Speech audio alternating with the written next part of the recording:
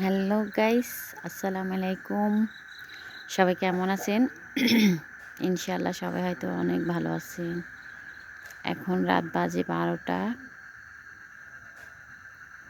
১২টা ১ মিনিট বাজতেছে।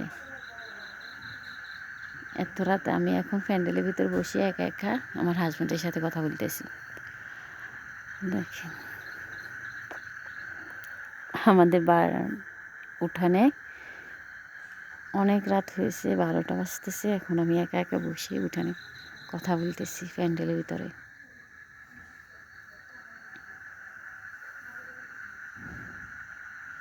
প্যান্ডেলটা অনেক সুন্দর করে করা হয়েছে।